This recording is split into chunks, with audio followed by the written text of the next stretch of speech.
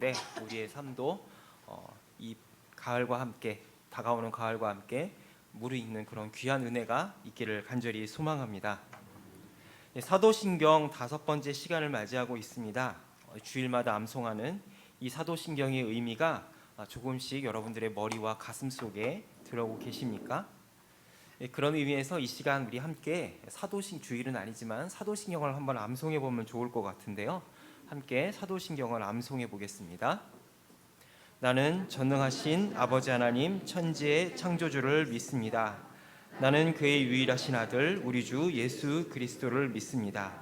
그는 성령으로 잉태되어 동정녀 마리아에게서 나시고 본디오 빌라도에게 고난을 받아 십자가에 못 박혀 죽으시고 장사된 지 사흘 만에 죽은 자 가운데서 다시 살아나셨으며 하늘에 오르시어 전능하신 아버지 하나님 우편에 앉아 계시다가 거기로부터 살아있는 자와 죽은 자를 심판하러 오십니다.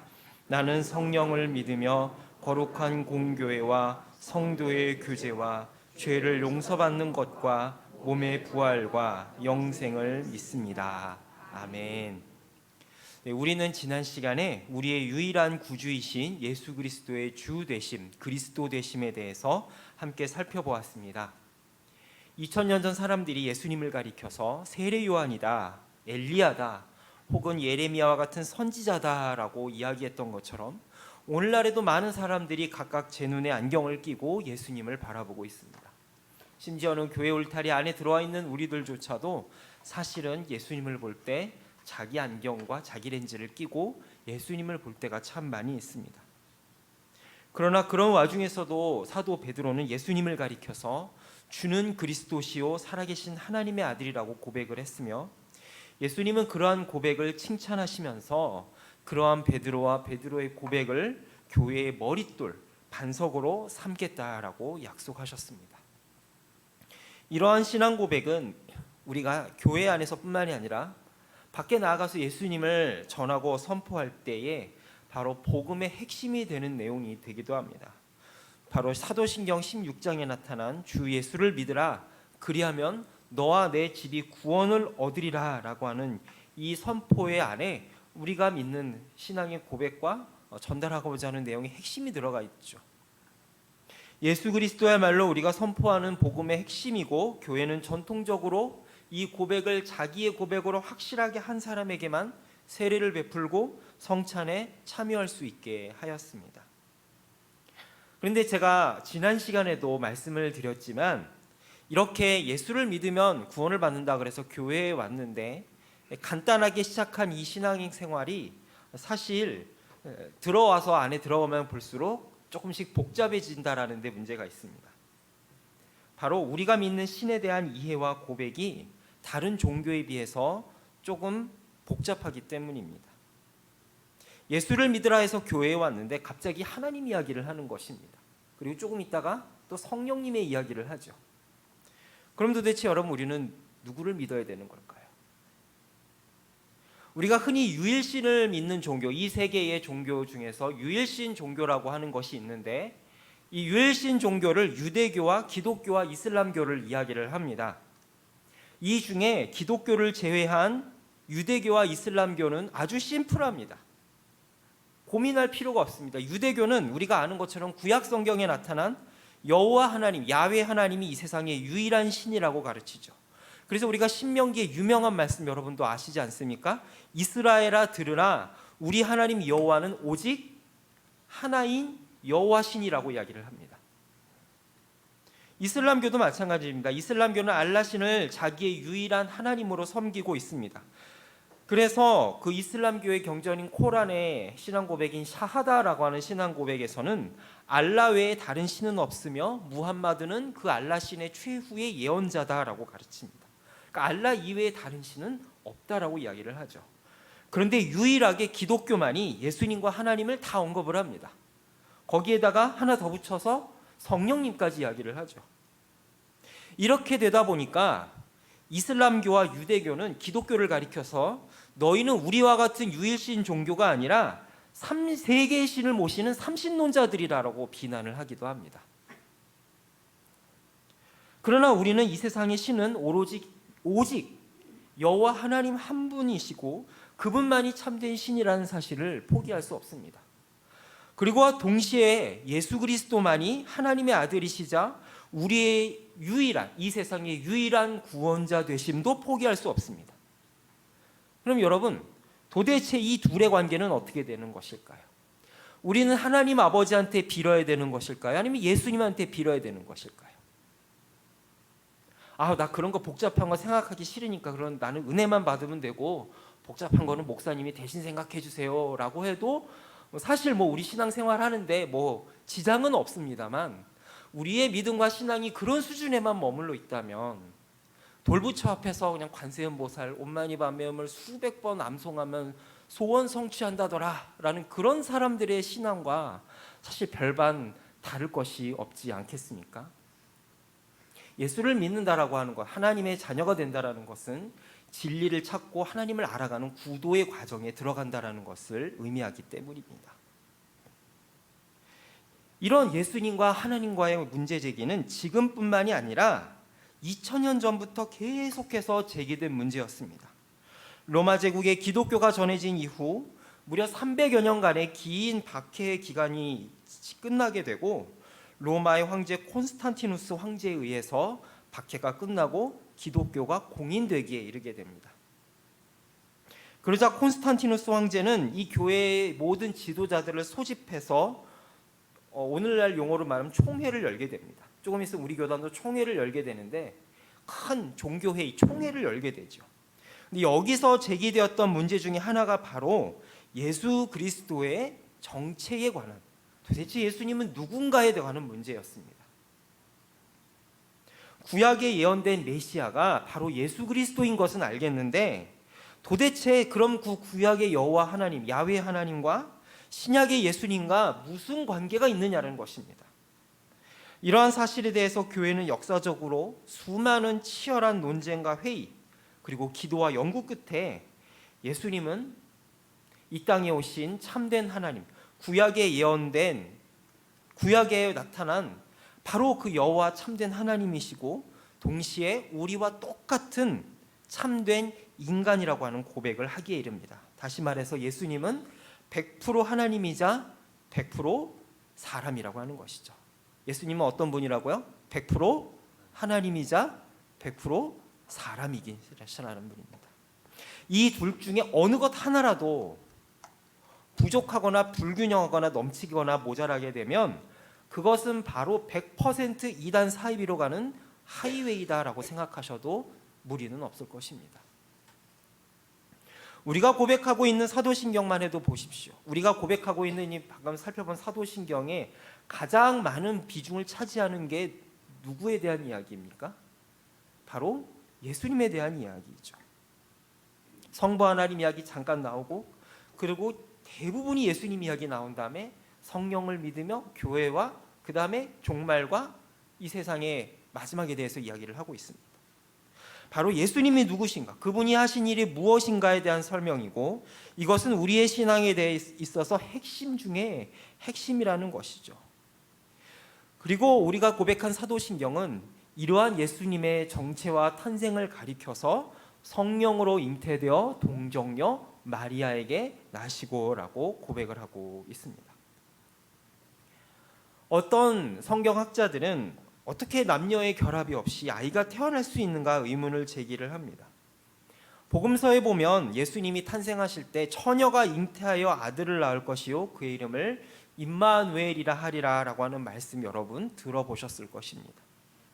그런데 이 말씀이 맨 처음 등장한 것은 사실 마태복음이나 다른 복음서가 아니라 구약 성경의 이사야서라는 사실을 알 필요가 있습니다.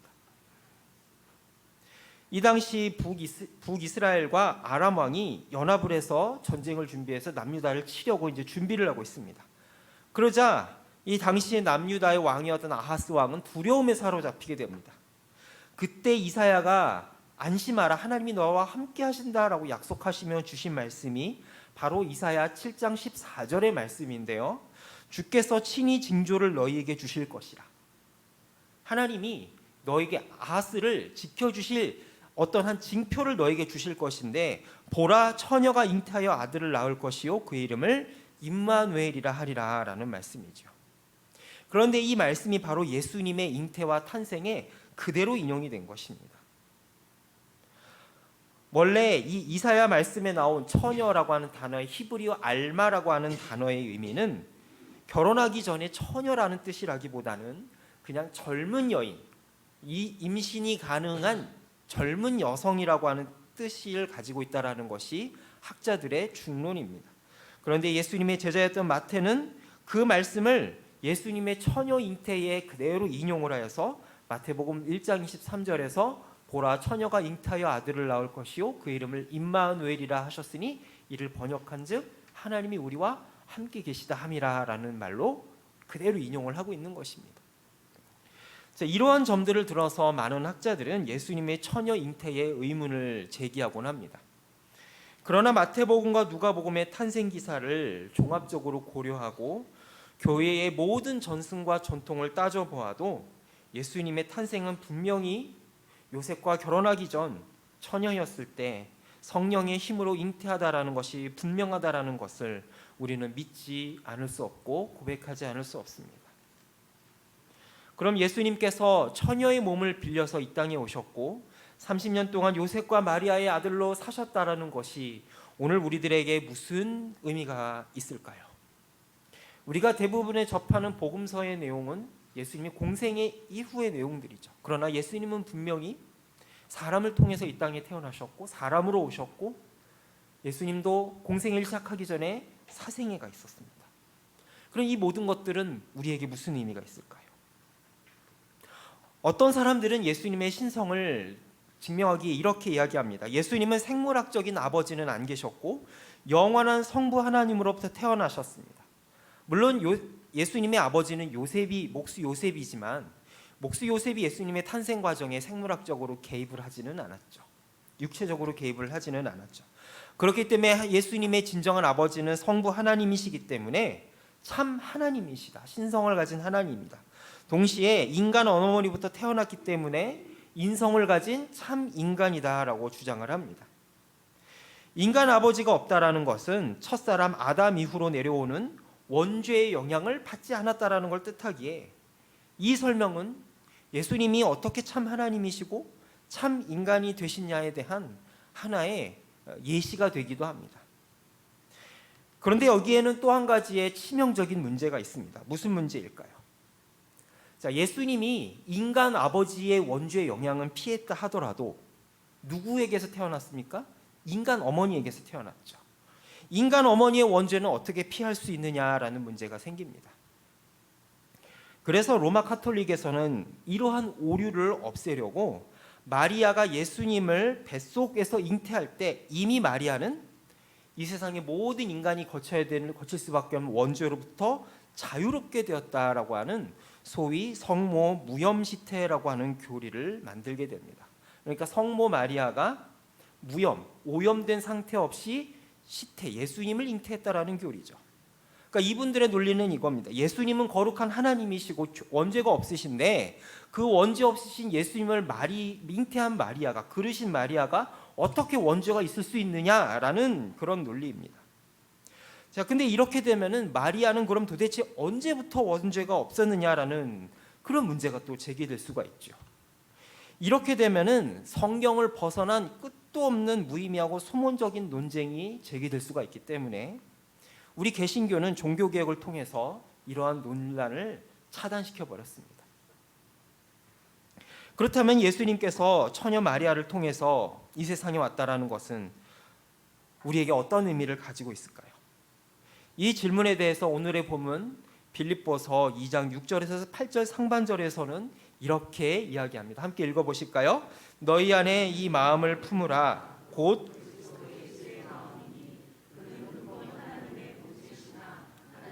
동등됨을 취할 것으로 여기지 아니하시고 오히려 자기를 비워 종의 형체를 가지사 사람들과 같이 되셨고 사람의 모양으로 나타나사라고 했죠. 이 말씀에서 우리가 분명히 알 수 있는 것은 무엇입니까? 바로 예수님이 이 땅에 오시기 전에 어떤 분이셨냐라는 것이죠. 바로 5절의 말씀, 그는 근본 하나님의 본체시나라는 말씀에서 우리는 예수님의 기원을 알 수가 있습니다. 예수님의 정체에 대해서 알 수 있습니다. 이 말씀을 이 세번역 성경에서는 그는 하나님의 모습을 지니셨으나 하나님과 동등함을 당연하게 생각하지 않으셨다라고 번역을 하고 있습니다. 이 세상의 모든 만물은 성부 하나님께서 친히 만들지 않은 것이 하나도 없습니다. 그렇지 않습니까? 우리 인간을 포함한 세상의 모든 자연 만물은 모두가 하나님의 피조물입니다. 이러한 사실을 칼 바르트라고 하는 신학자는 인간과 하나님 사이에는 결코 건널 수 없는 질적 차이가 있다라고 선언하면서 하나님을 가리켜서 전적 타자라고 표현하기까지 했습니다. 인간이 아무리 지능이 높고 하나님의 형상을 닮아 못하는 일이 없을 것 같아 보이지만 우리 인간 사이에는 결코 건널 수 없는 강이 있다라고 하는 것이죠. 그런데 여기에서 예외가 되는 분이 한 분 계시니 그분은 바로 하나님의 아들이신 예수님이십니다. 세상의 모든 만물은 하나님이 만든 피조물이지만 예수님은 영원 전부터 하나님과 함께 계신 시작도 끝도 없는 영원한 하나님의 아들이십니다. 하나님의 아들이지만 하나님이 피조하지 않은 또 다른 창조주 하나님이시다라는 사실이죠. 그러면서도 하나님과 동일한 모습을 가진 영원하신 아들, 이분이 바로 태초 이전부터 성부 하나님과 함께 하셨던 예수님의 진정한 모습이라는 사실을 성경은 우리들에게 분명하게 이야기해 주고 있습니다. 인간의 이성으로는 사실 이해가 가지 않죠. 우리는 아버지는 아들의 유교의 영향을 받아서 아버지는 아들의 종속관계라고 많이 생각을 합니다. 그러나 성경은 분명하게 예수님은 하나님의 아들이시지만 동시에 하나님과 더불어 태초부터 영원 전부터 함께 하신 또 다른 하나님이시다라고 이야기를 하고 있는 것이 성경이 이야기하는 분명한 진리입니다. 그런데 그런 하늘 보좌에서 성부 하나님과 영원한 영광 가운데 계시던 그 성자 예수님께서 빌립보서 5절에 오늘 말씀해 보면 뭐라고 합니까? 하나님과 동등됨을, 하나님처럼 여김을 당연하게 여기지 않고 이 땅에 오셨다라고 선언합니다. 이 세상 어느 누구도 자기 뜻대로 태어난 사람은 아무도 없습니다. 우리 모두는 사실 나의 뜻과는 상관없이 그저 태어나서 보니 나라는 존재가 이 세상에 태어났고 내가 처한 환경에 살아가고 있는 존재들입니다. 내가 아무리 뛰어난 지식을 가지고 뛰어난 재능이 있고 대단한 사람이다 한들 우리는 아무도 자기 뜻대로 이 세상에 태어나 살아가는 사람이 없습니다. 이러한 모습은 바로 우리가 아무리 뛰어난 존재라 한들 하나님의 피조물이라고 하는 둘레를 벗어날 수 없다라는 사실을 보여주고 있죠. 그러나 예수님은 예외였습니다. 예수님은 어쩌다 보니 이 땅에 태어나신 분이 아닙니다.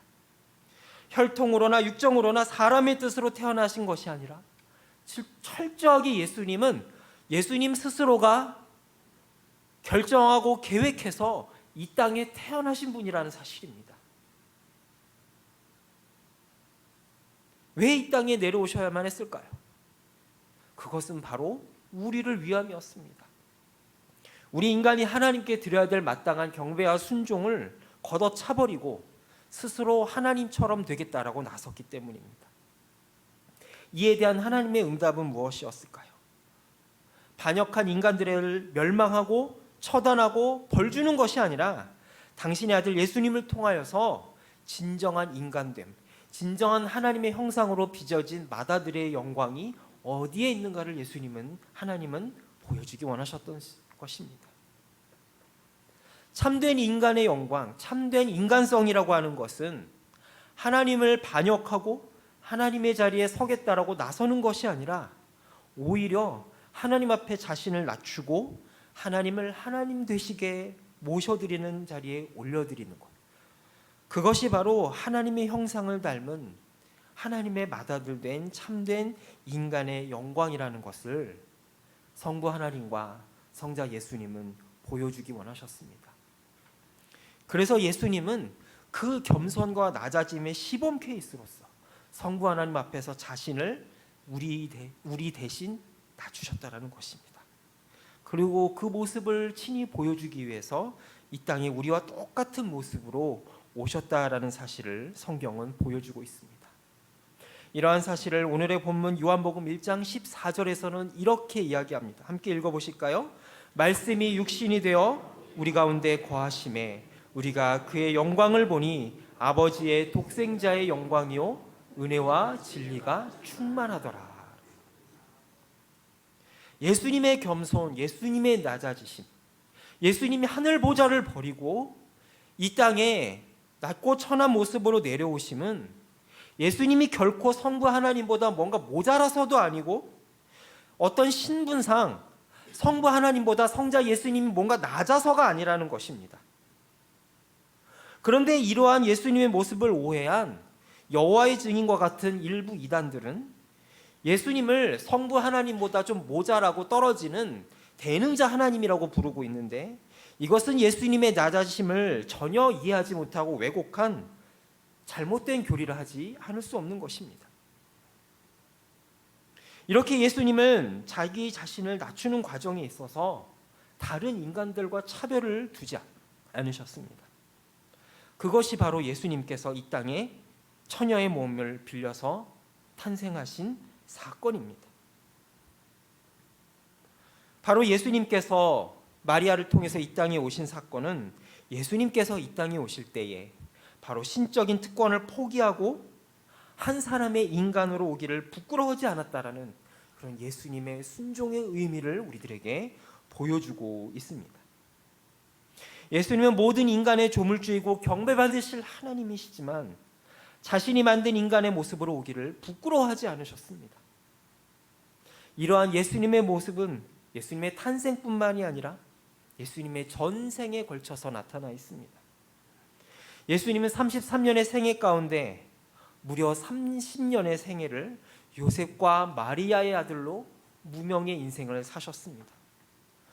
아무리 인류 구원의 사역이 급하고 시급하다 한들 예수님은 인간의 성장 과정이 거쳐야 할 삶의 질곡을 단 하나도 예외 없이 패스하지 않으셨습니다.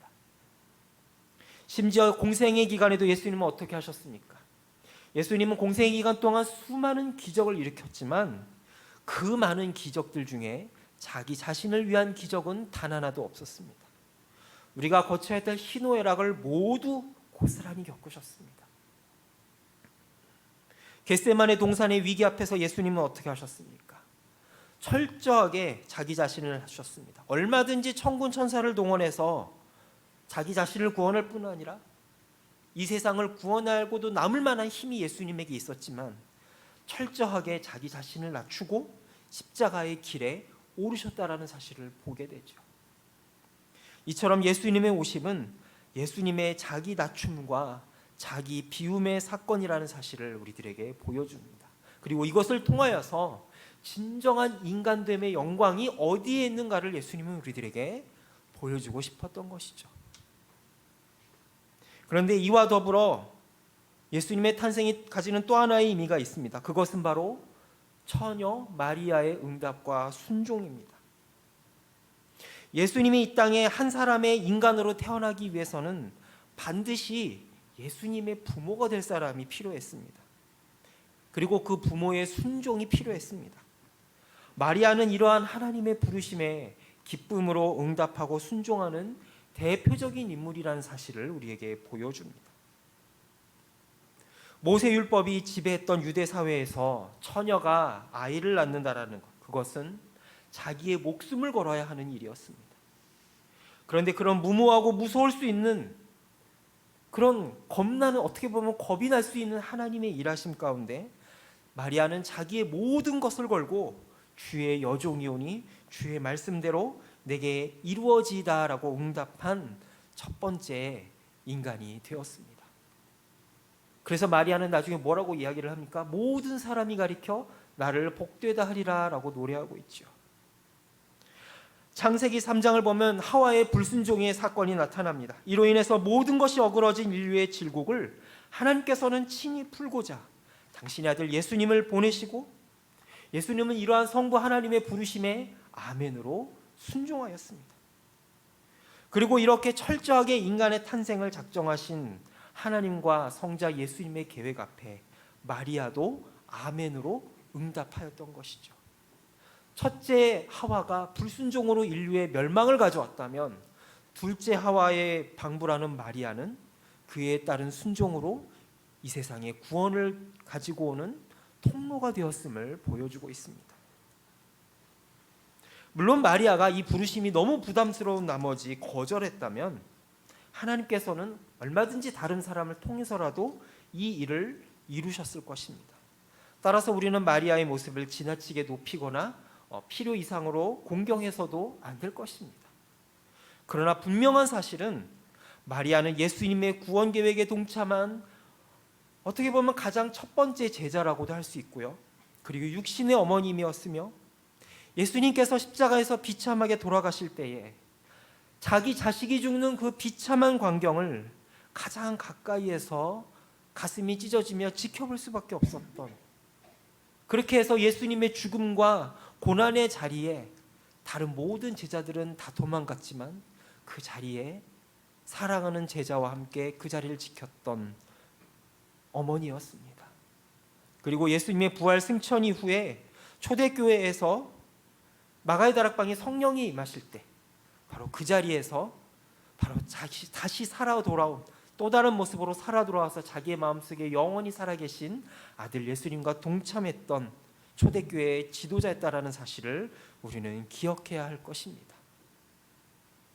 우리 개신교는 이런 천주교의 반감 때문인지 이런 마리아의 역할과 이런 거에 대해서 필요 이상으로 도외시하는 경향이 있는 것지 않나라는 생각을 하게 되는데, 마리아를 너무 높여서도 안 되겠지만 이런 마리아의 역할을 우리는 도외시해서도 안 될 것입니다.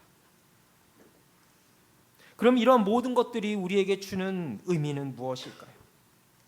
마리아가 몸소 예수님의 탄생과 성육신의 고단한 과정에 동참하고 수고한 것을 통하여서 우리도 이 세상 가운데 예수님을 드러내고 새 생명을 잉태하며 그 세상 가운데 구원을 흘려보내는 과정에 동참하고 도전할 수 있다라는 사실을 오늘 우리들에게 도전하고 있음을 바라볼 수 있기를 소망합니다. 성육신 사건은 2000년 전에 마리아 한 사람뿐만이 아니라 오늘 우리를 통하여서도 끊임없이 지속되어야 된다는 사실을 잊지 말 수 있기를 소망합니다. 예수님께서 몸소 여인의 좁은 몸속으로 들어오시고 마리아는 출산의 아픔을 통하여서 그 구원의 통로가 된 것처럼 오늘 우리들도 세상에 예수님을 보여주는 또 다른 성육신의 통로가 되어야 된다는 사실입니다. 그 길은 마치 요셉과 마리아가 보찜을 지고 베들레헴으로 걸어가고 그 마리아가 출산의 고통을 겪었던 것처럼, 그리고 마침내 자기 자식이 그 자기 눈앞에서 죽는 비참한 광경을 볼 수밖에 없었던 그 가슴 아픈 과정을 거쳐야 했던 것처럼 결코 쉽지 않다라는 사실을 보여주고 있습니다. 그러나 그런 과정을 온전히 우리가 아멘으로 감당할 때에 세상은 우리를 통해 예수님을 볼 수 있다라는 사실입니다. 그 과정은 고통스럽겠지만 그 영광은 이 세상 어느 것으로도 비교할 수 없을 것입니다. 이 시간 우리가 함께 기도하면 좋겠습니다. 예수님께서 스스로를 낮추어서 하나님 아버지의 영광을 보이신 것처럼 오늘 우리도 세상 가운데 하나님의 영광을 보일 수 있도록 인도하여 주시옵소서. 예수님이 말과 행동으로 섬김으로 세상 가운데 하나님을 보이신 것처럼 우리도 세상을 섬김으로 볼 수 있는 하나님의 사람 되게 해주시옵소서. 함께 합심하여 기도하겠습니다. 기도합니다. 하나님 아버지, 시간 간절히 소망하며 기도하며 나아갑니다. 아버지 하나님, 이 시간 우리와 함께하여 주시고 주님 은혜 가운데 하나님 아버지 세상 가운데 하나님의 살아계심을 드러내 보일 수 있는 우리 모두가 될 수 있도록 주여 인도하여 주시옵소서. 하나님 아버지, 마리아가 예수님의 부르심 앞에 자기 자신을 내어드렸던 것처럼 오늘 우리들도 그 부르심 앞에 자기 자신을 내어드림으로써 하나님 아버지 앞에 나아갈 수 있도록 주여 이 시간 붙잡아 주시옵기를 간절히 소망하며 기도하오니 하나님 아버지 함께하여 주시고 주님 은혜 가운데 함께해 주시옵기를 우리의 삶 가운데 인도해 주시옵기를 간절히 소망하며 기도하오니 주여 이 시간 역사하여 주시고 우리와 동행하여 주시옵소서.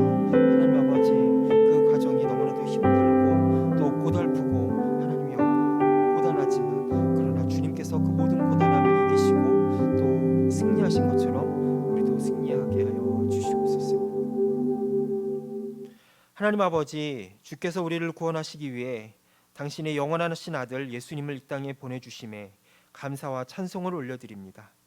주께서 친히 인간으로 오셔서 섬김으로 인간의 영광됨을 보이신 것처럼 우리도 세상 가운데 하나님 아버지 영광을 드러내는 하나님의 사람 되게 하여 주옵소서. 그리하여 잃어버린 영혼들이 우리를 통하여 예수 그리스도를 알고 하나님의 자녀가 되는 놀라운 영광을 허락하여 주옵소서. 우리의 영원한 구주 되신 예수 그리스도의 이름으로 기도합니다. 아멘. 찬송가 122장 참 반가운 성도여 부르신 후에 주기도로 예배를 마치겠습니다.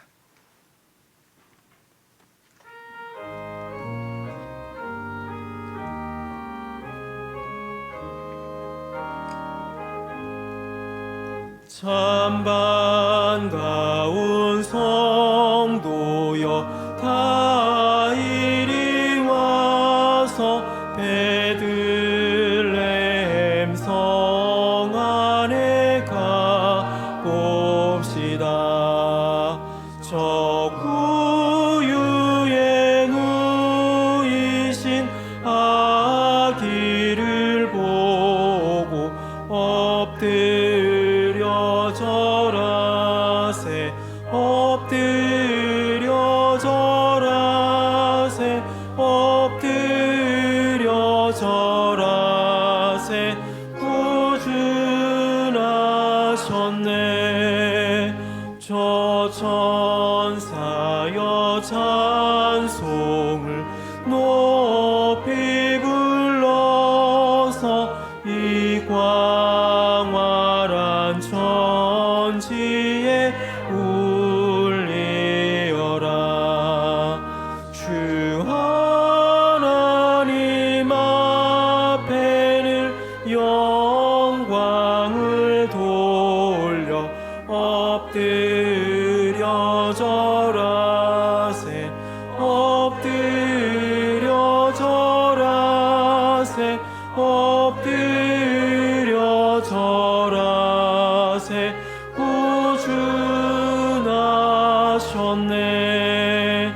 이 세상에 주께서 탄생할 때에 참신과 참사람이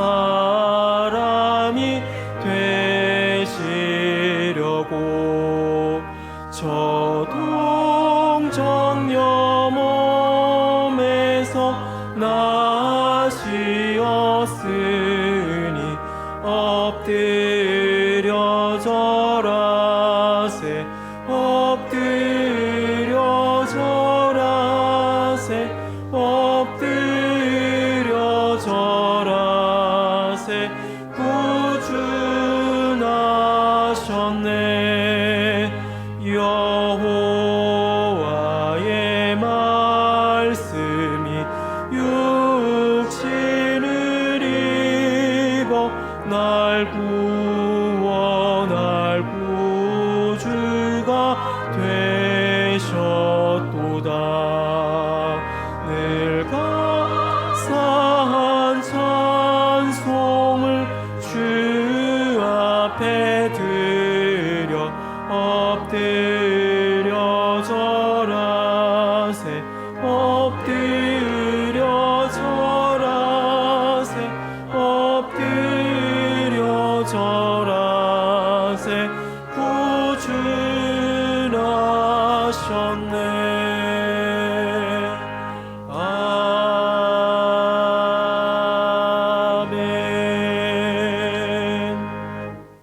하늘에 계신 우리 아버지, 아버지의 이름을 거룩하게 하시며 아버지의 나라가 오게 하시며 아버지의 뜻이 하늘에서와 같이 땅에서도 이루어지게 하소서.